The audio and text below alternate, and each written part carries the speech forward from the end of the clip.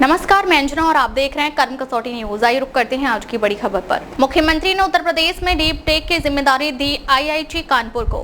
IIT Kanpur के director Maninder Agarwal ने मुख्यमंत्री योगी आदित्यनाथ का धन्यवाद दिया और कहा कि मुख्यमंत्री ने डीप टेक की जिम्मेदारी आईआईटी कानपुर को दी, जिसके लिए आईआईटी कानपुर पूरी तरह से तैयार है।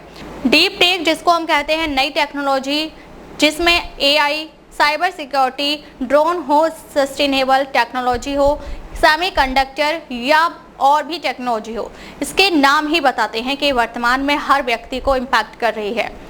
एआई आजकल हर कोई उपयोग कर रहा है। साइबर सुरक्षा हर व्यक्ति के लिए जरूरी है क्योंकि सभी स्मार्टफोन यूज कर रहे हैं। ड्रोन्स की आवश्यकता भी हर जगह पड़ रही है। अगर डीप टेक की बात करते हैं तो पूरी पॉपुलेशन पर इसका असर आ रहा है और समय के साथ बढ़ता जाएगा। आईआईटी कानपुर टेक्नोलॉजिकल इंस्टीट्यूट है।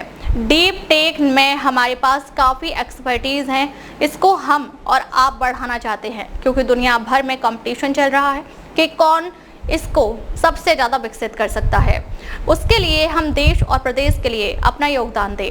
आम आदमी भी इस टेक्नोलॉजी से विकसित हो रहा है।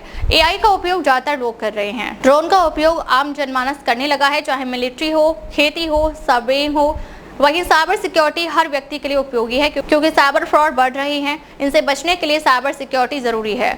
ऐसे ही मेड टेक भी है। इसमें मेडिकल इंस्ट्रूमेंट और ड्रग्स बनेंगे जो सबके काम आएंगे। डीप टेक विकसित होने से सभी को लाभ मिलेगा, ये यूनिवर्सल है।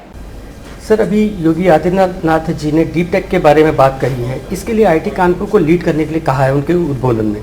तो इस पर आईआईटी कानपुर में जो कार्य किए जा रहे हैं उसमें आईआईटी कानपुर का क्या रोल होगा, क्या रणनीति होगी और नॉन टेक्निकल लोगों को ये मिशन कैसे सपोर्ट करेगा? सबसे पहले मैं माननीय मुख्यमंत्री जी का धन्यवाद करना चाहता हूँ और आभार प्रकट करना चाहता हूँ कि उन्होंने आईआईटी कानपुर को ये जिम्मेदारी दी है कि उत्तर प्रदेश में डीप टेक के आगमन के और उसके बढ़ावा देने के लिए आईआईटी कानपुर अपना एक रोल प्ले करेगा।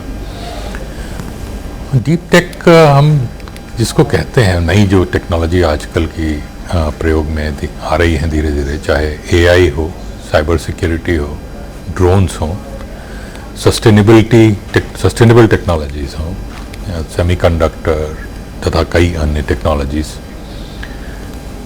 तो इनसे जैसे इनके नाम ही बताते हैं कि आज के समय में ये हर व्यक्ति को लगभग इम्पैक्ट कर रही हैं।